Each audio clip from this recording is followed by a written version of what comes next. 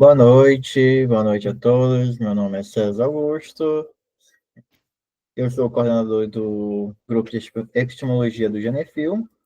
E hoje, como nós temos membros e nós perdemos alguns vídeos anteriores, né, no nosso drive, eu vou voltar ao assunto, vou ler aqui 2 capítulos, mais ou menos, e fazer algumas considerações nessa parte que eu achar mais interessante.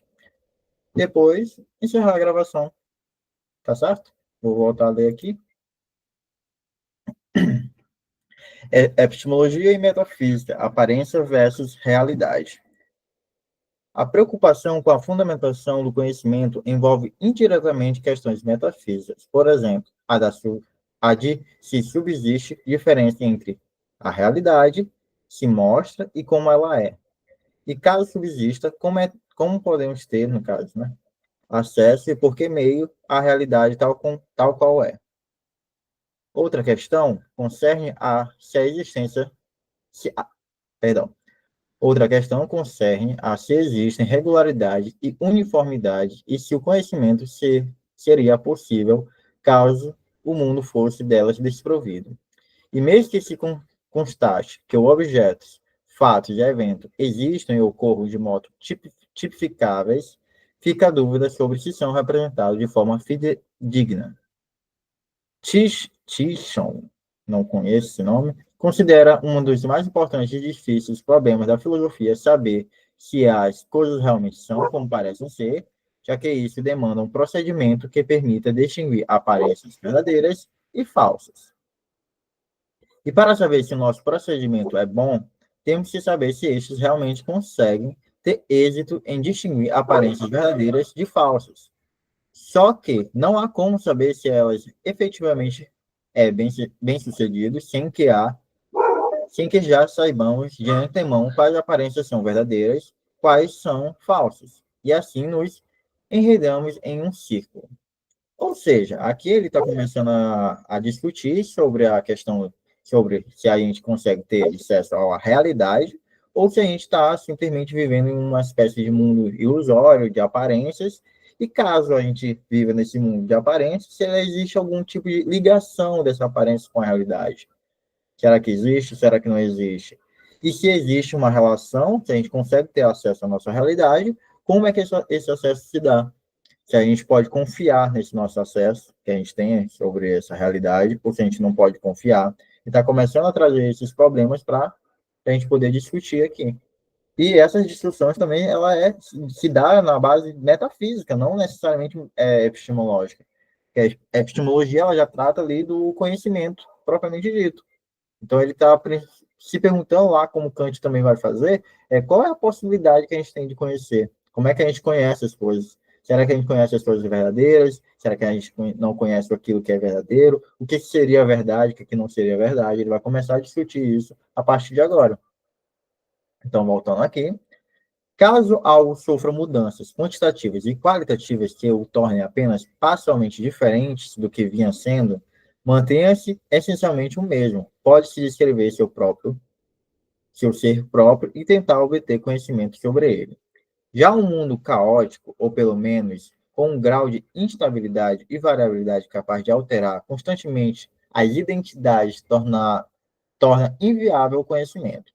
A impermanência dos objetos e a inconstância dos atributos e a fluidez dos estados, em suma, a identidade flutuante, impedem até que se determine o que se trata de conhecer. Desde a aurora da filosofia grega, tem sido recorrente a discussão sobre se a realidade deve ser vista como estrutura, o que permanece na mudança, ou como processo, como interminável sucessão de estados cambiantes. Ou seja, aquilo que Heráclito estava falando, se o mundo está em constante mudança, ou Parmênides, né, se existe algo que permanece naquilo ali, que a gente, permite que a gente consiga ter uma identidade, como ele está falando aqui lá em cima. E esse debate, né, voltando para a leitura, e esse debate percute na epistemologia em virtude de o objeto precisar, para ser cognoscível, ter uma identidade consolidada e subsistente.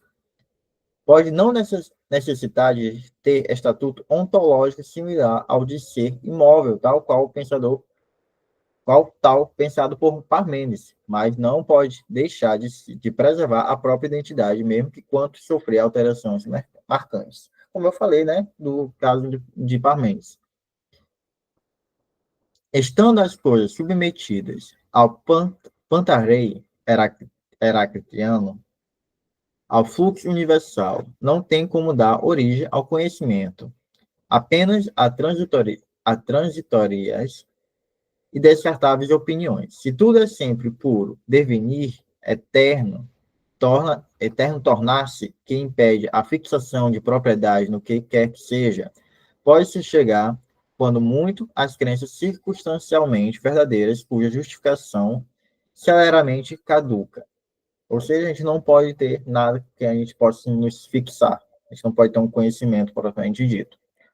Problemas fundamentais da teoria do conhecimento se conectam a temas ontológicos concernentes ao que existe e a como existe. Se o que existe pode ser apreendido de um só modo e sem risco de ilusão, a busca do conhecimento tem menos chance de lograr.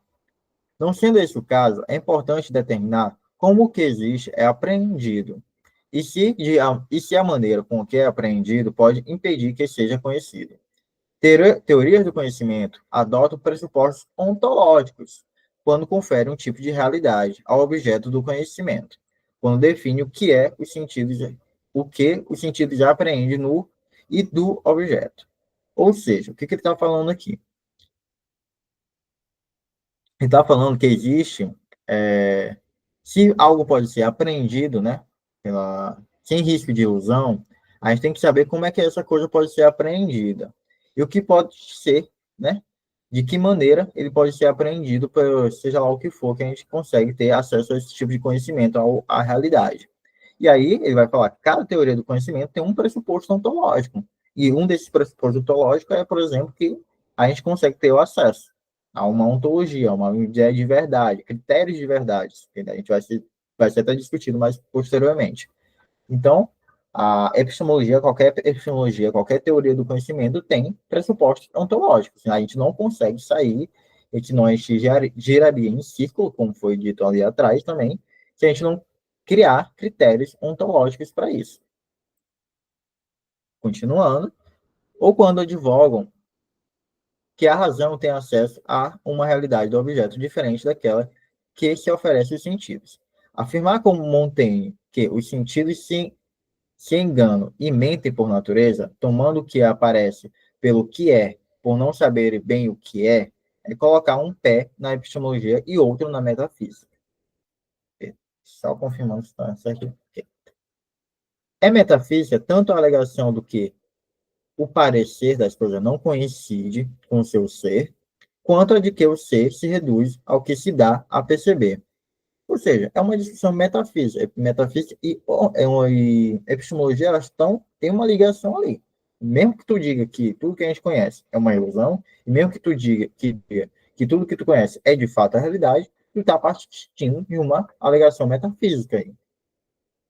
Diferente do erro, que possui natureza epistemológica, a ilusão tem uma dimensão ontológica na medida em que é o contrário do real, ou é um véu que se interpõe entre o olhar, ou pensar, e o real.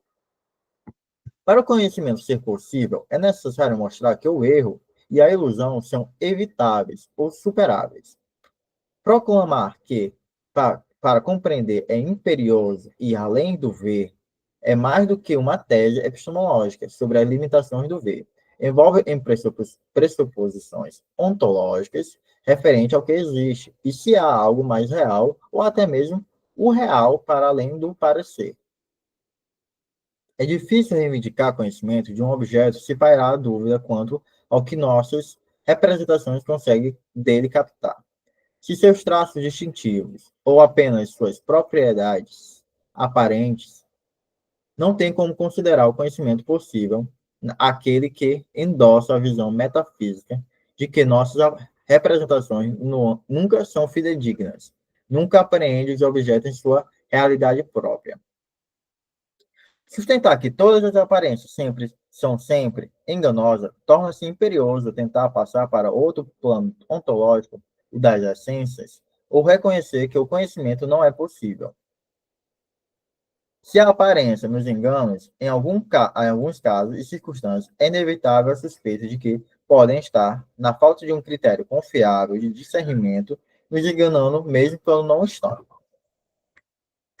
E depois que nos percebemos vítimas de ilusão, não há como afastar a possibilidade de outras ocorrerem sem ser notadas. Se não se conta com um eficiente dispositivo epistêmico capaz de identificar como, quando e onde as aparências podem enganar, há sempre o risco de se tomar por realidade a conhecer o que não é. Se nossos sentidos ficam presos à aparência, se há um hiato entre o registro perceptual e o ser das coisas, por meios chegar a, por que meios chegar à realidade? E como afastar a desconfiança que um novo meio pode estar apenas trocando uma aparência por outra? Se as aparências não são guias seguros de acesso à realidade, com base em que acreditar que a razão que as renega é. Não pode ela se envolver com outros tipos de ilusão representacional? Aqui ele está até retomando um pouco ali do que Descartes vai falar, né? Sobre se as nossas aparências nos enganam, como é que a gente pode confiar nessas aparências, será que a gente pode confiar nelas até um certo meio ou não, e se a gente não pode confiar no nosso sentido, nossos aparatos perceptivos, será que a razão dá conta disso ou não? Continuando. Sexto empírico observa que as aparências contradizem umas às outras. A enorme torre próxima, que se mostra pequena quando vista à distância, a moeda que aparece redonda vista de cima e elíptica quando vista de lado. Não sendo possível comprovar quando se chega ao ser, o problema é decidir em que aparência confiar para justificar a pretensão de, em busca de conhecimento, representar as coisas como realmente são. O cético, na visão do sexto empírico, não questiona que nossos sentidos nos mostrem como as coisas parecem ser. O que pergunta é se os sentidos nos dizem como as coisas realmente são. A dúvida não concerne a própria aparência, mas a descrição ou explicação dada a ela. E isso é diferente de questionar a aparência ela mesma. O mel nos parece doce, mas não se tem como saber se é doce na sua essência. Os objetos do conhecimento precisam ser os reais, e não os aparentes ou ilusórios. A epistemologia pretende determinar o que tomar por realidade quando estatue que só uma modalidade de informação é extraída e determinada fonte é capaz de levar ao conhecimento. Privilegiando um tipo de informação, tenta evitar ser questionada pela opção metafísica que a faz tomar por realidade isso e não aquilo. Só que o destaque dado a um tipo de informação é também fruto da moldura metafísica adotada. Correções locais são possíveis, totais, não. O fundamental é saber se, na maior parte do tempo, os modos pelos quais é o mundo apreendido coincide, ao menos aproximadamente, com o que ele realmente é. E também compreender se a maneira de que a maneira de peraí, bem compreender de que maneira contribuímos para as aparências que formem e assumam determinadas formas. Mesmo porque existe a possibilidade de nosso aparato cognitivo nos circunscrever a elas ou nos levar a tomá-las sempre por realidade. Nesse caso, a realidade é sempre como aparece. A variação decorre de se substituir uma aparência por outra, e isso não tem como ser comprovado. Quando muito problematizado, com ressalva de que é a própria consciência que procura entender como ela atua, o papel do arsenal conceitual que emprega em seu esforço de ter algum conhecimento sobre alguma coisa. Ontologias como a de Platão contrastam com uma realidade de formas eternas com um mundo menos real, ou irreal, ou até mesmo irreal, de particulares sensíveis, cambiantes, efêmeros. Aqui a gente está começando a falar sobre Platão e o mundo das ideias, né? O mundo ideal e o mundo real, ou o mundo sensível. A postulação da existência de um mundo autossubsistente de ideias atemporais e históricas e ahistóricas serve para tornar a episteme, o conhecimento demonstrativamente certo, alcançável. A episteme desfruta para a prerrogativa de ser sobre o invariante e imutável, enquanto a dox, opinião, é qualificada por ser sobre o impermanente e cambiante. Então, aqui, né, voltando para a explicação de Platão sobre esse problema da epistemologia, que ele vai fazer uma separação entre aquilo que seria imutável, as ideias reais, propriamente dita, a realidade das formas, e aquilo que seria a doxa, a opinião, aquilo que muda, aquilo que é cambiante, que sempre está mudando, e que é desqualificado. Então, ele faz a diferença entre episteme e doxa. Ali, Platão, ok. Voltando, consequência disso é que o conhecimento deste mundo, marcado por uma interminável e fragmentária sucessão de estados, só é obtido conhecendo-se outros, o das ideias. A realidade capaz de ser objeto de conhecimento não é perceptível pelos sentidos, e sim a que consiste de objetos inteligíveis captados pelo intelecto, como a dos matemáticos e dos morais. Se a sensação é entendida como aquilo que cada um variavelmente sente e percebe, o empirista fica sujeito a ser associado ao subjetivismo. E o que faz Platão no Teeteto, diferentes pessoas serão diferentemente afetadas por seus sentidos, de tal forma que, por exemplo, o evento faz uma pessoa sentir frio se mostra quente para outra. Este é o argumento invocado para mostrar que os sentidos ficam presos ao parecer. O que é para mim de um modo é para outrem de outro modo, e assim por diante. Se jamais reunimos condições de chegar ao ser das coisas. O ser das coisas, a essência das coisas. No caso, o vento em si, e desse modo deixar de ser possível postular o verdadeiro do que quer que seja. Então, ele está falando aqui, né, voltando para o Platão, que os empiristas, no caso, ele vai decair, a maioria dos empiristas, eles vão decaindo no que a gente chama de subjetivismo, que é justamente esse problema em que você percebe o mundo de uma determinada forma, eu percebo o mundo de outra determinada forma, e a gente não consegue conciliar isso. Então, Platão ele já está começando a falar isso, ele já discute isso, e para ele resolver esse problema, ele vai lá recorrer ao mundo das ideias, a realidade ideal. Agora, continuando, a teoria platônica das formas é uma tentativa de solucionar articuladamente o problema ontológico, o que existe de modo aparente versus o que existe essencialmente, o semântico, a opinião circunstancial presa às aparências versus a verdade relutante de uma relação objetiva de correspondência entre linguagem e realidade, e o epistemológico, a episteme, como conhecimento demonstravelmente certo, versus o impressionismo sensorial preso ao conteúdo de experiências mutáveis e cambiantes. Então, isso aí é a teoria das formas, é como Platão tenta resolver todo esse problema que a gente está discutindo aqui, do livro está discutindo, né? Trazendo para a gente. Incapaz de determinar como as coisas essencialmente são, podemos chegar a alguma forma de conhecimento? Uma pergunta. Por mais que enganem, as aparências não se confundem obrigatoriamente com véus que recobrem o corpo dos objetos, impedindo que sejam vistos como realmente são. Há uma diferença clara entre comprovações epistemológicas de que delas pode não ser como alcançar a crença verdadeira justificada e a tese metafísica de que são entraves à geração de conhecimento. É discutível a visão de que a percepção, sendo impotente para revelar o que o objeto é em si, cria deles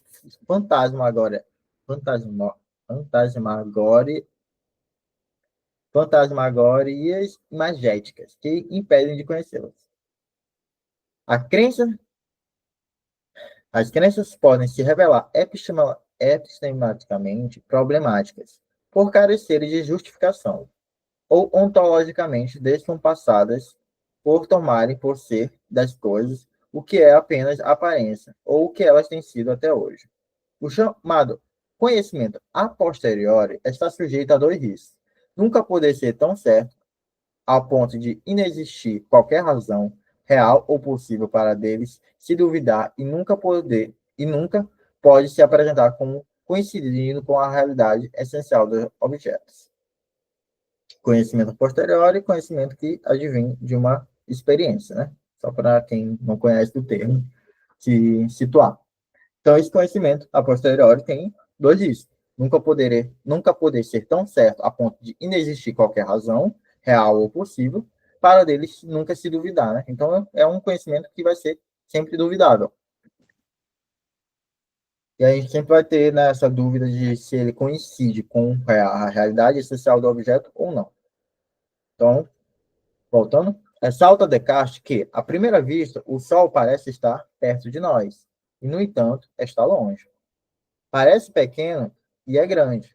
Nesse caso, a recurso da aparência se justifica pela elaboração de um conhecimento que se pretende verdadeiro e certo por supostamente coincidir com aquilo que a realidade é para além daquilo que imediatamente se mostra.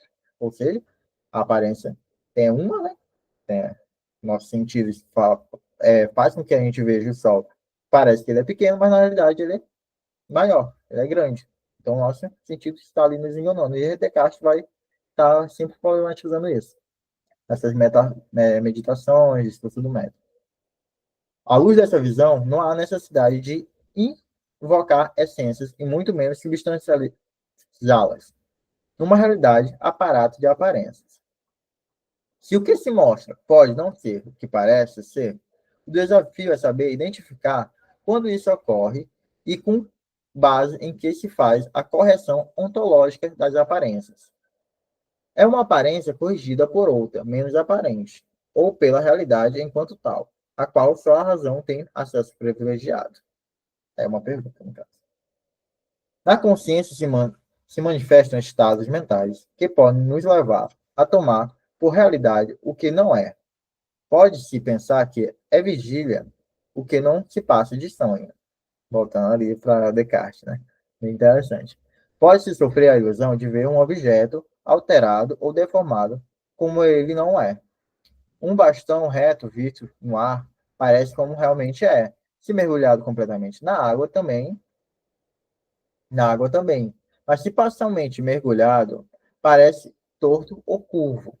Há estados mentais que podem se mostrar subjetivamente indistinguíveis daqueles que normalmente consideramos apropriados para formarmos crenças apoiadas em sólidas razões epistêmicas.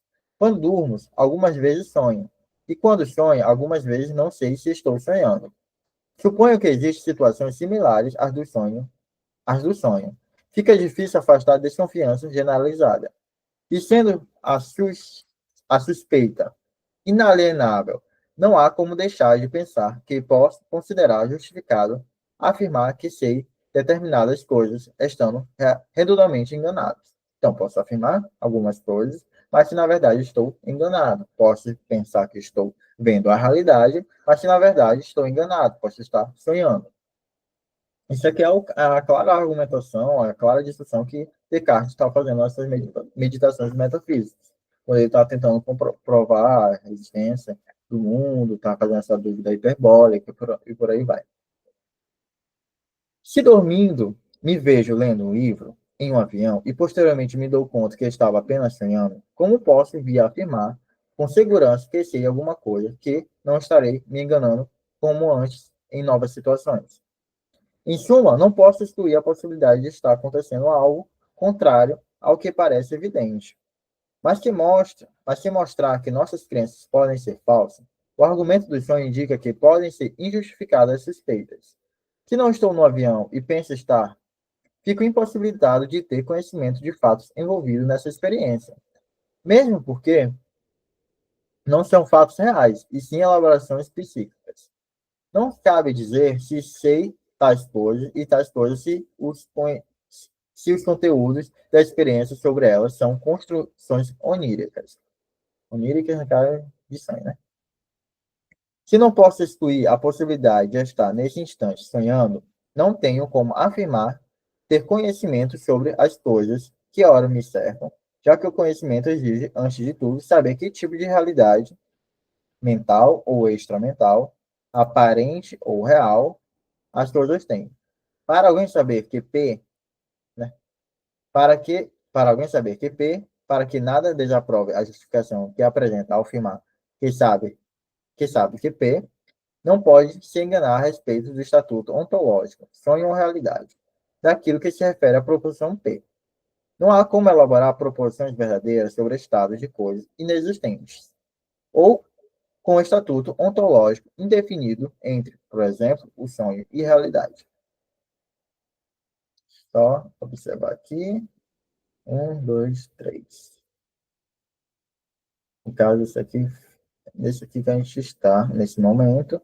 Acabei de ler esse capítulo, estamos indo para esse capítulo. Só que eu vou fazer uma pausa para eu tomar uma água, né? E aí depois eu volto.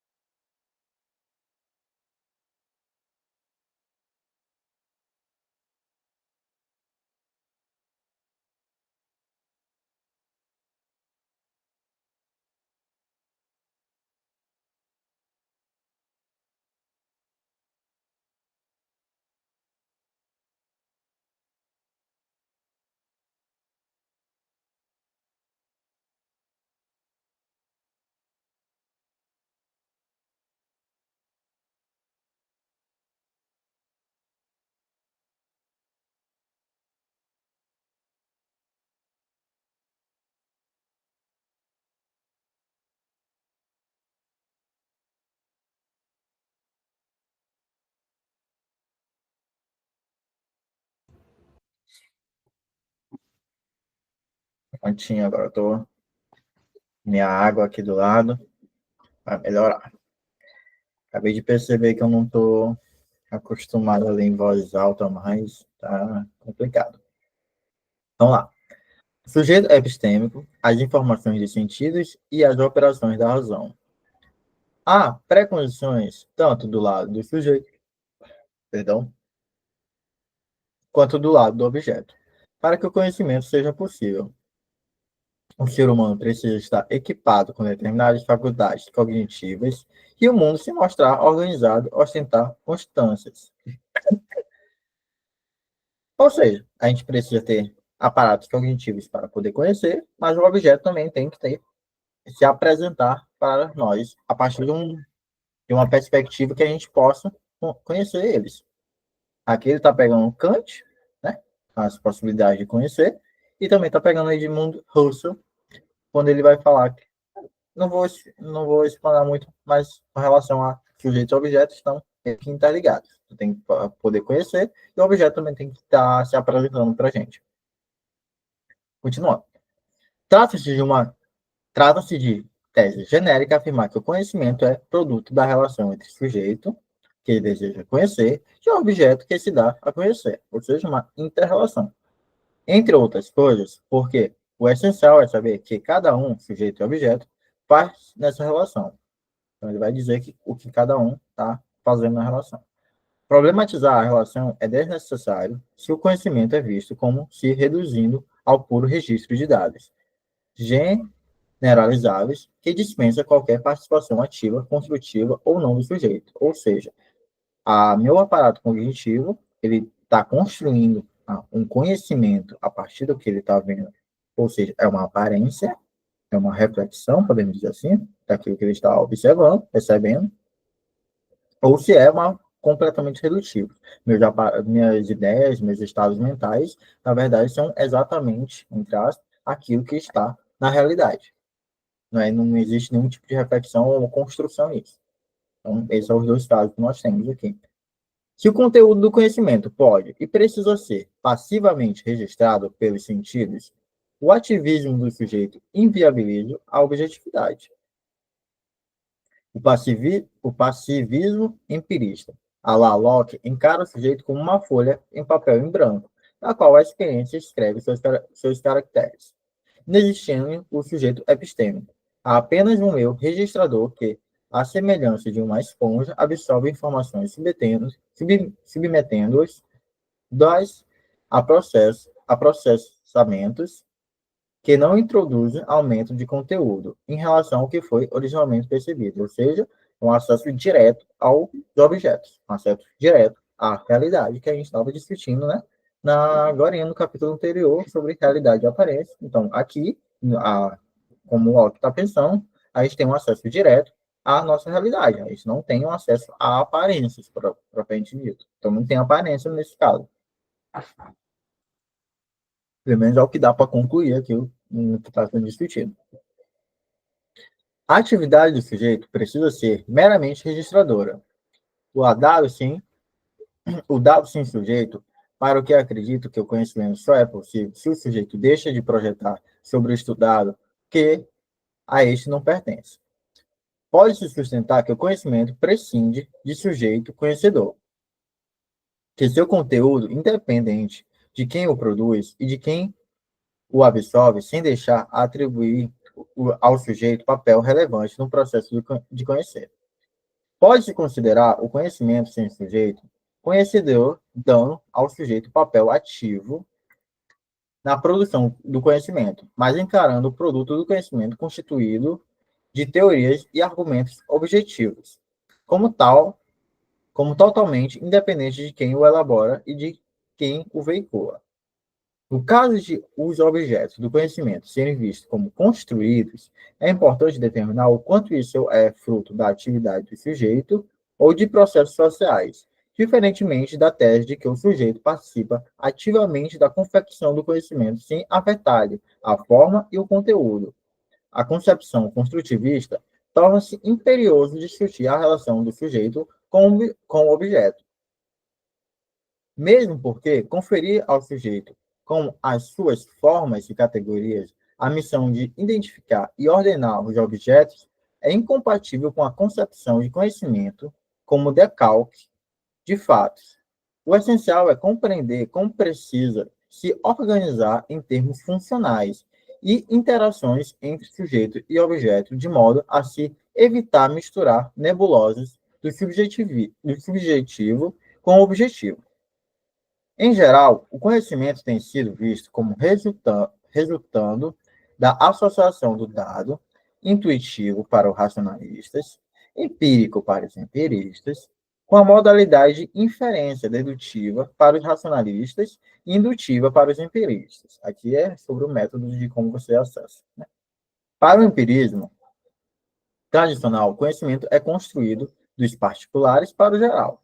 Essa é uma grande generalização, mas tudo bem. É o conhecimento modelo de baixo para cima, né? From the bottom up, em tradução de baixo para cima. Nossas crenças mais simples sobre o mundo derivam diretamente do input sensorial. E dessas crenças se passa por inferência para outras complexas, que não se apoiam na percepção sensorial, como fazem as generalizações indutivas. O roteiro da construção empirista pressupõe a existência de uma base rochosa composta pelos registros de fato, pela constatação de casos particulares, que vai ensejando sucessivas generalizações até chegar à teoria, a universal, indubitavelmente obtida. Ou seja, parte primeiro de objetos sensoriais, mas só que os empiristas, nem tudo é sensorial. A partir do sensorial, a gente vai criando generalizações, ideias generativas, que aí já não são mais empíricas, né? Não são mais sensoriais, já são outra coisa. Então, existem generalizações a partir de dados, de fato, propriamente dito. Existindo a informação primária, veiculada por meio de proposições verificadas no mesmo instante em que são proferidas, o desafio para o empiristas consiste em passar dos particulares, né, daquilo que foi obtido pela experiência propriamente dita, pelo registro sensorial, para o geral, sem incorrer na falácia de uma distribuição ilícita. O racionalismo adota o modelo from the top down, ou seja, de cima para baixo, entendido como uma trajetória do mais geral para o menos geral. Também uma generalização desse tipo de ideia, desse tipo de pensamento, ou de raciocínio. Para Descartes, pelas intuições, opa, Ok? Intuição racional se chega a auto-evidente e, a partir dele, pela ilation, inferência dedutiva, pode-se derivar outras verdades normalmente menos gerais. Como a dedução não oferece riscos inferenciais, a pretensão de Descartes de alcançar a verum et certum essentiam, não sei, conhecimento verdadeiro e certo, depende crucialmente de poder estabelecer algo como auto-evidente, ou seja, verdades auto-evidentes. É isso que Descartes está procurando quando faz sua filosofia. Conquistado esse tipo inabalável de alicerce, o conhecimento desponta imune, e, imune a dúvidas e a questionamentos céticos. Advoga Montaigne que uma e apenas uma verdade é suficiente para afugentar a dúvida, exorcizar o fantasma do ceticismo e provar que o edifício do conhecimento pode ser construído com solidez. Ou seja, se a gente conseguir uma verdade que seja absoluta, a gente consegue colocar ela como base para que podemos criar outras verdades e portanto, conhecimento, de acordo com Montaigne. Descartes considerou possível alcançar o que pedia Montaigne, e, para tanto, começou descartando que fosse falso tudo que se suscitasse a mais tênue dúvida, e renegando tudo o que se mostrasse apenas provável. Em busca de um átomo de certeza, de uma verdade primeira fundamental, a partir da qual outras pudessem ser inferidas, dedicou-se a atravessar o mar encapelado das dúvidas e incertezas para chegar ao porto seguro do conhecimento racionalmente provável.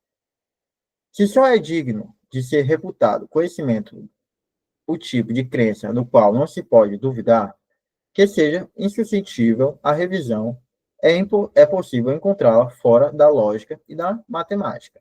Aqui é uma pergunta: será que seria possível encontrá-la fora da lógica e da matemática? Não dá para universalizar o modelo das ciências, tendo em vista que as suas verdades e certezas não envolvem conteúdos, e suas inferências não são ampliativas, no sentido de que as conclusões de seus argumentos nada acrescentam ao conteúdo veiculado nas premissas. O argumento from illusion, argumento da ilusão, eu creio que seja isso, indica que comumente nos enganamos sobre a forma, o tamanho e a distância das coisas quando nos baseamos nos sentidos. Ou seja, beleza, é isso mesmo.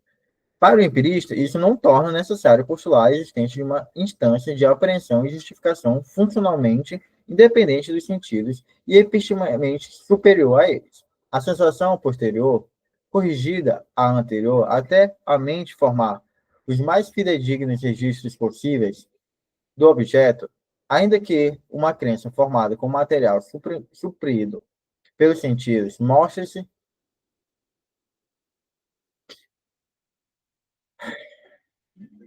verdadeira, não há como ter certeza de que o registro perceptual no qual se baseia não contém falhas ou imprecisões. Daí o racionalista defender que o conhecimento só é possível porque existe uma faculdade intelectual, a razão, que proporciona apreensões autoevidentes, imune a falhas e inferências dedutivas absolutamente seguras. Aqui, no caso, eu tinha feito um comentário. Ou seja, aqui, voltando para Descartes, né? O comentário que eu coloquei foi: o argumento da ilusão, que é isso que eu falei, caso meus sentidos já tenham me enganado uma vez, por que eu deveria confiar neles novamente? Nunca terei certeza se estou ou não sendo enganado. É isso que o argumento da ilusão diz. Né? E é isso que Descartes vai falar também. Então, por isso que Descartes vai recorrer ao racionalismo, à intuição, a querer achar uma resposta a um conhecimento autoevidente. Com o empirista, absolutismo, uma fonte de conhecimento e o racionalismo, outra, tudo se passa como se a razão prescindisse das informações providas pelos sentidos e essas atividades ordenadora e o processadora da razão. É estéreo a tantas vezes reiteradas polarizações entre racionalismo e empirismo. Os esquemas conceituais, retificando ou não o que aprendemos com os sentidos, são fundamentais para chegar ao conhecimento, assim como são as informações empíricas que provêm a confirmação ou a refutação das teorias. Outro comentário que eu tinha feito. Ou seja, não existe, né? que está falando aqui é que não existe a necessidade de escolher um ou outro, ou racionalista ou empirista. Podemos juntar as teorias, fazer uma mescla dessas teorias, pois é de interesse entre as duas seus aspectos positivos e concordantes. Né? O que propriamente vai ser feito ali com Kant, né? Ele vai tentar fazer uma junção entre as duas coisas para acabar com esse embate. Porque, como o autor fala aqui, esse embate polarizado entre racionalismo e empirismo é algo estéreo, né? Ele não está nos levando a lugar nenhum, ele não nos leva a lugar nenhum. Continuando. Com material que acumula, oriundo de registros sensoriais, a mente elabora descrições a partir das quais constrói explicações que vão além do parco do conteúdo original, mente presente naquelas. Questão capital é explicar e justificar. E justificar com espaços e fragmentárias informações sensoriais perceptuais dão origem a encorpados e ordenados sistemas explicativos. O importante é determinar em que extensão os inputs oriundos da experiência são moldados por nossos conceitos, pela linguagem que empregamos para reportá-los e descrevê-los. Sendo um material empírico afetado por nossas escolhas conceituais, o crucial é definir como deve se dar a interação entre eles, de modo a podermos chegar ao conhecimento. Aqui eu vou fazer, né, a minha pausa de hoje, para deixar os dois últimos capítulos para o próximo final de semana, caso não tenha também, né, nenhum outro integrante do nosso grupo aqui. Aí eu vou retomar os dois últimos capítulos que também não estavam salvos. É isso. Obrigado a todos. Ficamos nesse último capítulo, Conhecimento e Desafio da Verdade. Obrigado.